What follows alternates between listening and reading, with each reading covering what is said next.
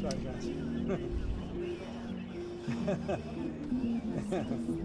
No, it's so sorry, you guys. Because I was like, whoa, whoa, whoa. Like there was like a lot of movement. I'm like, oh, no. Comes the first lady.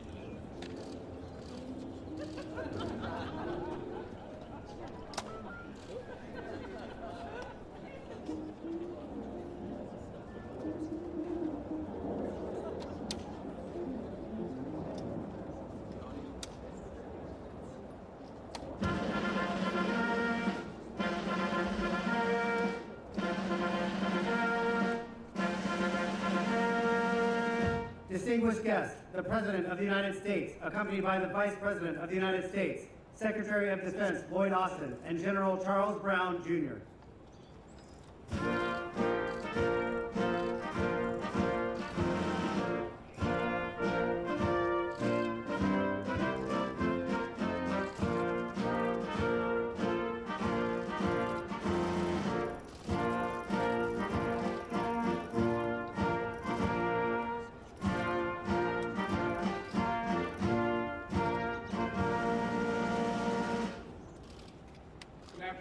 Please, everybody be seated. Thank you. Before I begin, I want to address an ongoing budget negotiation with the congressional leader. I'll be very brief. Speaker McCarthy and I have had several productive conversations, and our staffs continue to meet as we speak, as a matter of fact, and they're making progress. I've made it clear time and again defaulting on our national debt is not an option. The American people deserve to know that the Social Security payments will be there. The Veterans Hospital will remain open, and that economic progress will be made, and we're going to continue to make it. Default puts all that at risk. Congressional leaders understand that, and they've all agreed there will be no default. It is time for Congress to act now. Now, I want to be clear. that the negotiations we're having with Speaker McCarthy is about the outlines of what the budget will look like, not about default. It's about competing visions for America. Under my administration, we've already cut the deficit by $1.7 trillion in our first 2 years, but Speaker McCarthy and I have a very different view of who should bear the burden of additional efforts to get our fiscal house in order. I don't believe the whole burden should fall on the backs of middle class and working class Americans. My House Republican friends disagree. Instead, Republicans passed a bill that would make huge cuts in important programs that millions of working and middle class Americans count on. Huge cuts in the number of teachers, police officers, border patrol agents, and increased wait times for Social Security claims. And I won't agree to that. I put forward a proposal that will cut spending by more than $1 trillion that freezes spending for the next 2 years. That's on top of the nearly $3 trillion in deficit reduction I previously proposed through a combination of spending cuts and new revenue raises. I propose making the wealthy begin to pay their fair share, which will reduce the deficit, but it won't cut programs for hardworking Americans depending on it, those funds, in order to continue big tax returns for the wealthiest Americans, America and America's largest corporations. But we can reduce the deficit both in short term and long term with a combination of spending cuts on programs that help big oil and big pharma by closing tax loopholes and making the wealthy pay their fair share. I've reduced the deficit, I said, $1.7 trillion in my first 2 years without raising a cent and raising taxes above anyone making less than $400,000. The economy is growing. The only way to move forward is with a bipartisan agreement, and I believe we'll come to an agreement that allows us to move forward and that protects the hardworking Americans of this country. Now, for the reason we're here. I'm sure you didn't come to hear that. Vice President Harris, Secretary Austin, Representative Calvert, Representative Calhoun, Calhoun's not here, McCollum. And I want to thank you all for joining us. As Chairman Milley, I want to start by thanking you. I really mean it, for your years of service as chairman and for your lifetime of selfless commitment to our country. And I also want to thank your incredible wife, Holly Ann, and your 2 children, Peter and Mary. You know, your family has served alongside you every single step of the way, and our entire country is grateful. As chairman, you've led our military through the most complex security environment our world has faced in a long, long time. And we've strengthened our alliances from NATO to the Indo-Pacific and built new partnerships like AUKUS. We've anticipated new threats in domains like space and cyber. We've addressed challenges that transcend borders and responding to global pandemics by tackling the existential threat of climate change. We've been at the longest war in American history. We continue to take terrorists off the battlefield, and we've rallied the world to stand with the brave people of Ukraine as they defend their freedom against Russian aggression.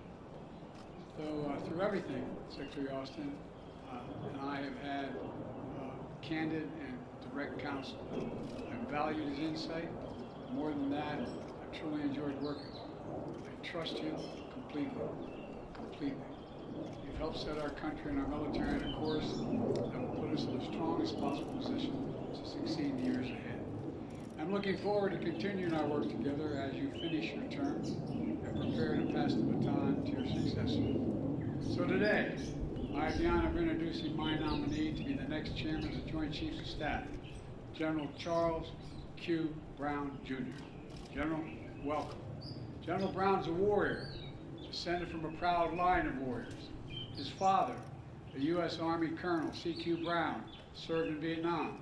His grandfather, U.S. Army Master Sergeant Robert E. Brown, Jr., led a segregated unit in World War II. And command pilot General Brown brings to this role more than 3,000 hours of flying experience, including 130 combat hours. He knows what it means to be in the thick of battle and how to keep your cool when things get hard. Like when your F-16 was on fire and you returned to the base in Florida in 1991. CQ had to eject more than 300 miles an hour, landing in the Everglades. That's a lot of fun, huh? Well, I tell you what, He was back in the cockpit the next week with a new call sign, Swamp Thing. New call sign. I asked him inside the Oval what it was like, but I'll tell you about that later. General Brown is also a warfighter who's commanded in Europe, the Middle East, and the Indo-Pacific. And he has an unmatched first-hand knowledge of our operational theaters and a strategic vision to understand how they all work together to ensure the security for the American people. And while General Brown is a proud, butt-kicking American airman, first and always, he's also been an operational leader in the Joint Force. He gained respect across every service from those who have seen him in action and have come to depend on his judgment. More than that, he gained the respect of our allies and partners around the world, who regard General Brown as a trusted partner and a top-notch strategist. No matter how complicated the mission, from helping build and lead the coalition now of more than 80 nations strong to counter ISIS threats in the Middle East, to positioning our Air Force for the future in the Indo-Pacific, General Brown has built a reputation across the force as an unflappable and highly effective leader. As someone who creates an environment of teamwork, trust, and then executes with excellence. And someone who smokes a mean brisket.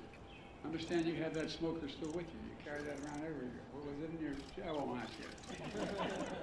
But General Brown said he doesn't play for second place. He plays to win, and that's obvious. That mindset is going to be an enormous asset to me as Commander-in-Chief and to the United States of America as we navigate challenges in the coming years. Over the past 3 years, as Chief of Staff of the Air Force, General Brown has become known for his signature approach. Accelerate, change, or lose. Accelerate, change, or lose. General, you're right on. As I've often said, our world is at an inflection point where the decisions we make today are going to determine the course of our world for decades to come. And to keep American people safe, prosperous, and secure, we have to move fast and adapt quickly. We have to maintain and combat credible force capable of deterring and defeating any potential threat. And we have to manage our competition with China and meet the reality of renewed aggression in Europe. We need to make sure we retain our competitive edge in an age where emerging technologies from AI to 3D printing could fundamentally change the character of conflict. With General Brown as chairman, I know I'll be able to rely on his advice as a military strategist and as a leader of military innovation, dedicated to keeping our armed forces the best in the world, and they are the best in the history of the world, and that's a fact. I'll also be able to rely on him as a thoughtful, deliberate leader who is unafraid to speak his mind, as someone who will deliver an honest message that needs to be heard, and will always do the right thing when it's hard. That's the #1 quality a president needs in a chairman.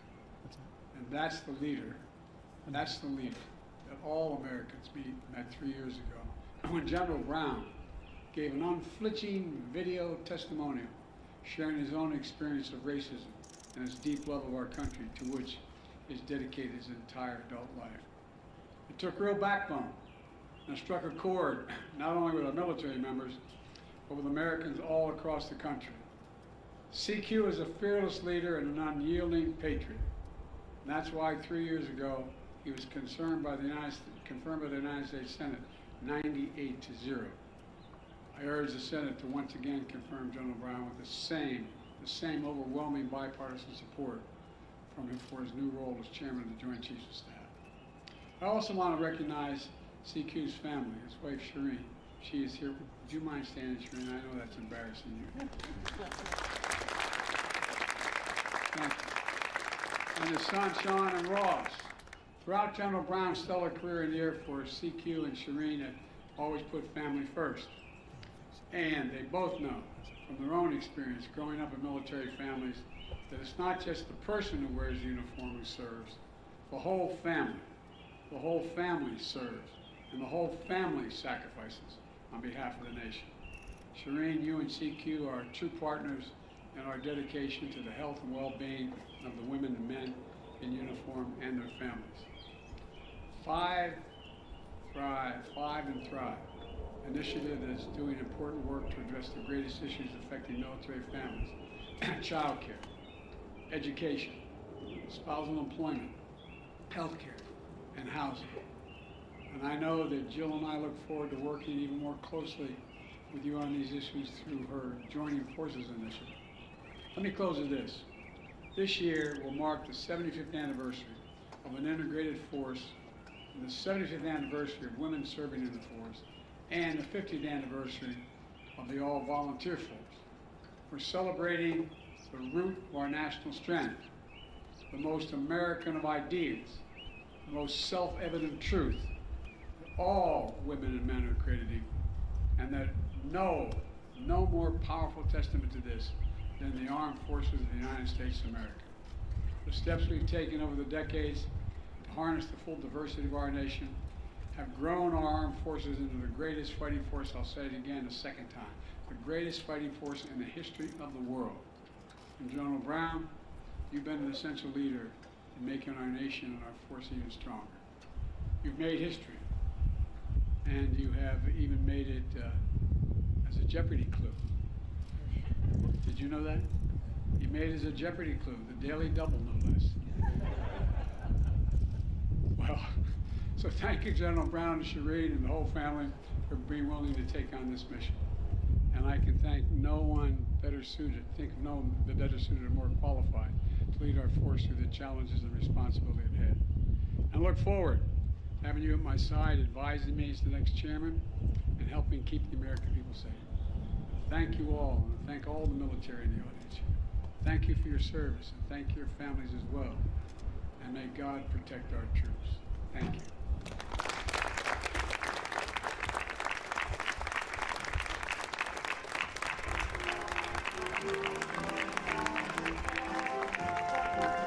Mr. President, can you get a deal done by the end of the week?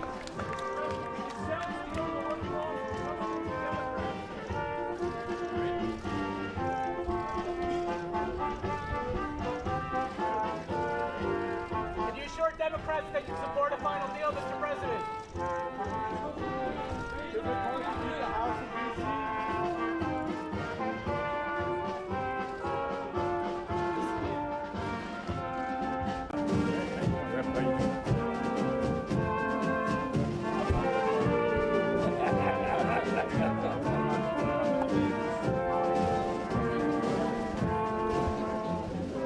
Yeah, we're not done yet. 4 months, 4 months, 5 days, 3 hours. Who's counting?